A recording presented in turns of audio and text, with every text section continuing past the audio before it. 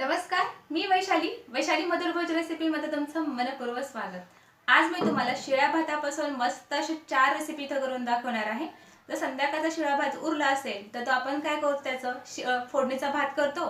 पण इथे मी तुम्हाला थोड्याशा वेगळ्या पद्धतीने हे रेसिपी इथं करून दाखवणार आहे। तर तुम्हाला हे बघताच नक्कीच आवडेल। तर सकाळच्या नाश्त्यासाठी तुम्ही हे मस्त असे बनवून देऊ शकता।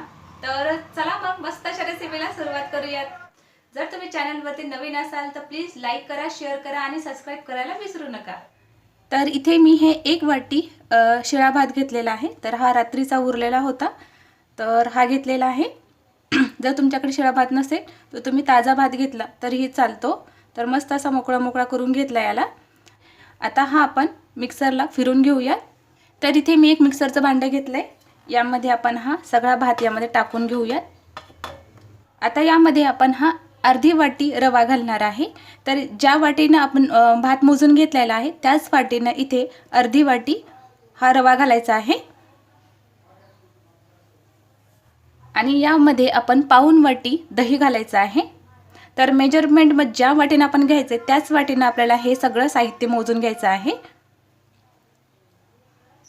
आणि यामध्ये थोडंसं पाणी घालायचं आहे, म्हणजे साधारण पाऊण वाटी मी यामध्ये पाणी घालून घेते आणि हे मिक्सरला बारीक असं फिरून घ्यायचे, म्हणजे याची चांगली पेस्ट बनवून घ्यायची आहे। तर या ठिकाणी बघा मस्त अशी आपली बारीक पेस्ट तयार झालेली आहे। तर या ठिकाणी बघू शकता। तर वाटत असताना मी अजून यामध्ये थोडंसं पाणी घातलेलं आहे, साधारण अर्धा ग्लास यामध्ये पाणी घालून हे बॅटर मी असं तयार करून घेतलेलं आहे। आता हे आपण एका बाउलमध्ये काढून घेऊया।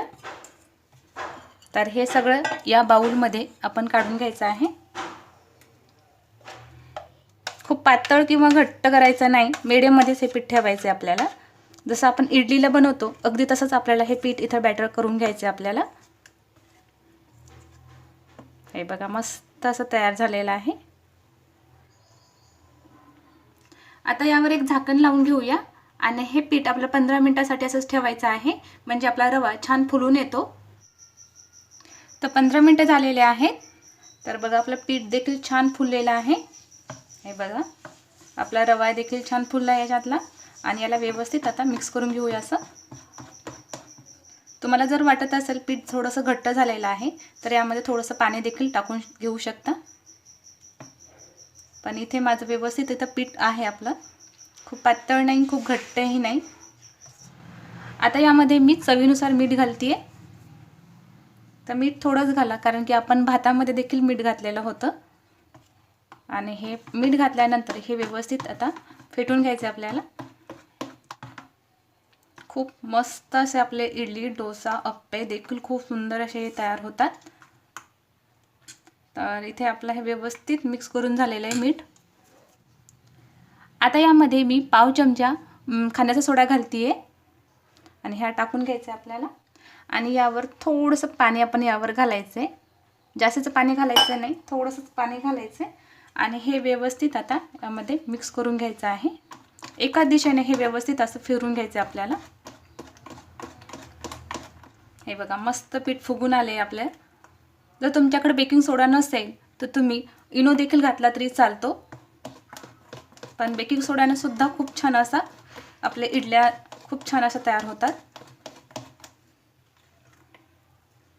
आता लगेच आपण याची इडली बनवून घेऊया। याला थोडंसं आपण तेल लावून घेऊया। तर असं आपल्याला तेल टाकून घ्यायचं आहे आणि ह्या बोटाच्या साहाय्याने याला व्यवस्थित असं पसरून घ्यायचं आहे आपल्याला। आता या इडली स्टँडमध्ये आपण हे थोडं थोडं करून पीठ टाकून घ्यायचं आहे। थोडं थोडं घालायचं आहे, खूप जास्तच घालायचं नाही। हे बघा अशा प्रकारे मी हे पीठ टाकून घेते। अशाच प्रकारे आपण दुसऱ्या इडली स्टँडमध्ये पीठ टाकून घेऊया। तर इथे मी हे पाणी गरम करायला ठेवलेलं आहे। आता हे यामध्ये आपण ह्या इडली स्टँडमध्ये टाकून घेऊया। तर आपलं पाणी देखील छान उकळलेलं आहे। आता यावर एक झाकण लावून आपल्याला ह्या इडल्या 5 ते 10 मिनिटं चांगले शिजून घ्यायच्या आहेत। इडल्या शिजतायत तोपर्यंत आपण शेंगदाण्याची चटणी तयार करून घेऊया। त्यासाठी इथे मी ही अर्धी वाटी शेंगदाणे घेतलेले आहेत। शेंगदाण्याला मी असं भाजून घेतलेलं आहे, कच्चे वगैरे टाकायचे नाहीयेत। त्याचबरोबर इथे मी हे 3 हिरवी मिरची घालतेय आणि यावर अर्ध लिंबू असं पिळून घ्यायचे आपल्याला। लिंबू नसेल तर तुम्ही दही टाकलं तरी चालतं, यामध्ये दही घातलं तरी चालतं. आणि यामध्ये थोडीशी कोथिंबीर घालायची आहे आणि हे मिक्सरला आपल्याला चांगलं बारीक वाटून घ्यायचं आहे. यामध्ये लागलं तर थोडंसं पाणी देखील घालून याला चांगली पेस्ट तयार करून घ्यायची आहे. तर या ठिकाणी बघा आपली चटणी देखील छान अशी वाटून झालेली आहे, मस्त अशी बारीक वाटून झाली आहे. या ठिकाणी बघू शकता अशा पद्धतीने मी ही चटणी वाटून घेतलेली आहे. ही चटणी वाटत असताना यामध्ये मी पाऊण ग्लास पाणी घातलेलं आहे आणि याला छान असं बारीक पेस्ट तयार करून घेतलेली आहे. आता ही चटणी एका बाउलमध्ये काढून घेऊया. तर ही चटणी मी एका बाउलमध्ये टाकून घेतलेली आहे. तुम्हाला पातळ किंवा घट्ट हवी आहे त्या पद्धतीने तुम्ही यामध्ये पाणी टाकायचं आहे. आता आपण यालावर तडका देणार आहोत. इथे मी गॅसवर छोटासा पॅन ठेवलेला आहे आणि यामध्ये मी अर्धी पळी तेल घातलेलं आहे. तर तेल चांगलं तापलंय, यामध्ये मी थोडेसे जिरे घालतीये, थोडीशी मोहरी आणि यामध्ये थोडासा कढीपत्ता घालून आता लगेच आपण गॅस बंद करून घेऊया. तर मस्त असं फुललेलं आहे. आता हे आपण चटणीवर टाकून घ्यायचं आहे. आता हे आपण तडका यावर टाकून घेऊया. आता यामध्ये चवीनुसार मीठ घालायचं आहे आपल्याला आणि हे व्यवस्थित यामध्ये मिक्स करून घेऊया. तर या ठिकाणी बघा आपली मस्त अशी शेंगदाण्याची चटणी तर बनवून तयार आहे. 5 ते 10 मिनिटांनंतर पाहू शकता. हे बघा मी इथे झाकण उघडून घेते. वाव, मस्त आपल्या इथे इडल्या बनवून तयार आहेत. आता इथे गॅस बंद करून घेऊया. तर या ठिकाणी बघू शकता, हे बघा अगदी क्लीन निघते, म्हणजे आपल्या इडल्या खूपच जबरदस्त अशा तयार झाल्या आहेत, मस्त अशा टम्म फुगलेल्या आहेत. आता हे आपण थंड होऊ देऊयात, तोपर्यंत आपण उत्तप्पा बनवून घेऊयात. तर इथे मी हे तवा गरम करायला ठेवलेला आहे. आता यावर आपण थोडंसं तेल घालणार आहोत आणि हे तेल असं व्यवस्थित चांगलं पसरून घ्यायचं आहे. आता लगेच आपण हे बॅटर यावर टाकून घ्यायचं आहे. तर बघा एकाच पिठापासून आपल्याला हे मस्त असे आपण हे तयार करून घेणार आहोत आणि थोडंसं असं पसरून घ्यायचं आहे. उत्तप्पा म्हटलं की थोडासा जाडसरच असतो आणि इथे गॅस हाय फ्लेमच ठेवायचं आहे आणि याच्या काठाने आपल्याला कढईने याच्यात थोडंसं तेल सोडायचं आहे. तर या ठिकाणी बघू शकता मस्त अशी जाळी सुटलेली आहे. आता यावर आपल्याला थोडासा बारीक चिरलेला कांदा टाकून घ्यायचा आहे आणि यावर बारीक चिरलेली ही मिरची घालायची आपल्याला आणि यावर बारीक चिरलेलं हे टोमॅटो सुद्धा घालायचं आहे आणि थोडीशी कोथिंबीर, हिलाही छान असं बारीक चिरून घेतलेलं आहे मी. आणि हे उलथण्याच्या साहाय्याने आपल्याला थोडंसं असं हलकंसं दाब द्यायचं आहे, म्हणजे हे बाहेर निघणार नाही. तर बघा खूपच छान असा झाला आहे. तर याला 1 ते 2 मिनिटांनंतर आपण याला बाजू पलटून घ्यायची आहे. तर याची वरची बाजू पूर्ण अशी कोरडी झालेली आहे. आता याला आपण पलटी करून घेऊया. मस्त असा तयार झालेला आहे, हे बघा. आता याची आपण दुसरी बाजू पलटून घेऊया. हे बघा मस्त शेकलेला आहे, खूप जबरदस्त इथे तयार झालेला आहे, मस्त असा शेकलेला आहे. आता याला आपण एका प्लेटीमध्ये काढून घेऊया. तर खूपच छान असा आपला उत्तप्पा देखील खूप सुंदर झालेला आहे. आता आपण डोसा बनवून घेणार आहोत. आता या तव्यावर आपण थोडंसं तेल घालूयात, पसरून घ्यायचं आहे. आता इथे गॅस हाय फ्लेमच ठेवायचा आहे आणि यावर थोडंसं पाणी शिंपडून घ्यायचं आहे आपल्याला आणि हे व्यवस्थित अशा कपड्याने पुसून घ्यायचं आहे. या रुमालांनी हे तेल आणि पाणी व्यवस्थित पुसून घेतलेलं आहे. हे बेटर यावर टाकून घ्यायचं आहे आपल्याला आणि याला एका दिशेने म्हणजे असं गोल गोल फिरून घ्यायचं आहे असं. आता याच्या कडेने आपण असं तेल सोडून घेऊया.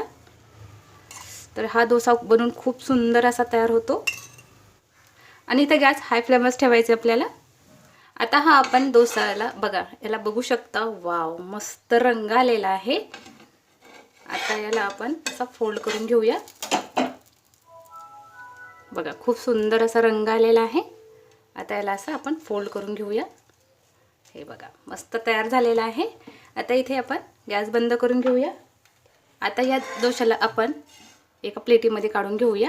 तर या ठिकाणी बघू शकता मस्त असा तयार झालेला आहे. आता मी तुम्हाला या पिठापासून अप्पे बनवून दाखवणार आहे. तर एवढं पीठ असं उरलेलं आहे.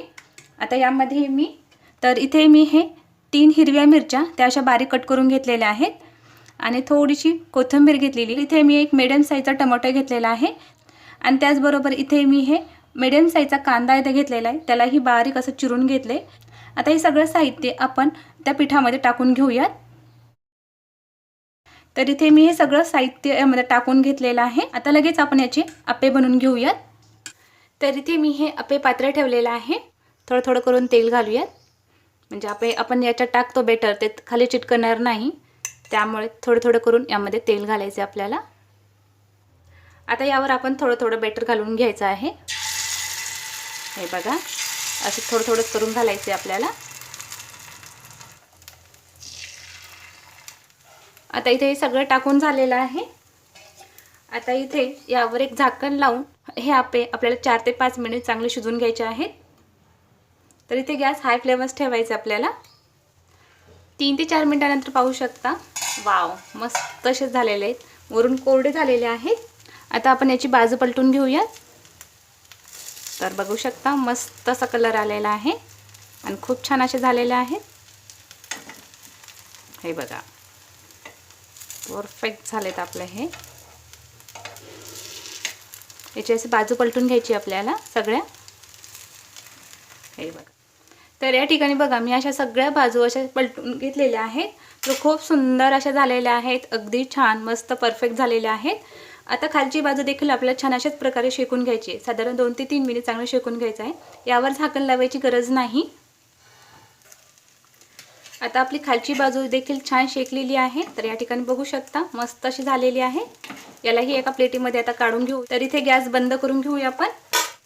तर या ठिकाणी बघू शकता मस्त आपल्या दोन्ही बाजू छान शेकलेल्या आहेत। कुणाला वाटणार सुद्धा नाही शिळ्या भातापासून बनवलेले आहेत, अगदी परफेक्ट इथं तयार आहे। तर या ठिकाणी बघा मस्त आपल्या इथं चारही प्रकार इथं खूप जबरदस्त असे तयार झालेले आहेत। तर या ठिकाणी बघू शकता आपला डोसाही देखील खूप सुंदर झाला आहे। त्याचबरोबर इथे आपला उत्तप्पा छान झालेला आहे।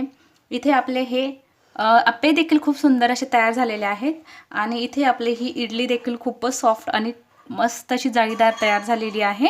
तर या ठिकाणी बघू शकता खूपच सुंदर आपल्या इथे इडल्या बनवून तयार आहेत आणि इथे आपली शेंगदाण्याची चटणी देखील खूप सुंदर अशी तयार झालेली आहे। तर इथे आपले चारही प्रकार मस्त अशा शिळ्या भातापासून खूप जबरदस्त असे तयार झालेले आहेत। सकाळच्या नाश्त्यामध्ये तुम्ही हे चारही प्रकार त्यांना देऊ शकता। तर शिळा भात उरला की आवर्जून तुम्ही हा नाश्ता घरी नक्की ट्राय करा, माझी खात्री आहे तुम्हाला ते नक्कीच आवडेल। तर या ठिकाणी तुम्ही पाहू शकता शिळा भातापासून आपले मस्त इथे 4 रेसिपी इथं तयार करून झालेल्या आहेत।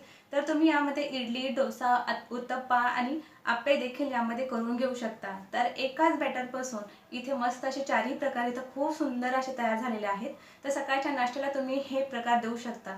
तर लहानापासून ते मोठे सगळे असे आवडीने खातील। तर शिळा भात उरला असेल तर आवर्जून ही रेसिपी तुम्ही घरी नक्की ट्राय करू शकता। तर अगदी छान झटकीपट असे हे बनवून तयार होतात। तर ही तुम्हाला रेसिपी कशी वाटली ते कमेंट बॉक्समध्ये मला नक्की कळवा। जर तुम्हाला हा व्हिडिओ आवडल्यास लाईक करा, शेअर करा आणि सबस्क्राईब करायला विसरू नका। लवकरच भेटू अशी एक छान रेसिपी बरोबर। तर हा व्हिडिओ तुम्ही शेवटपर्यंत पाहिल्याबद्दल धन्यवाद।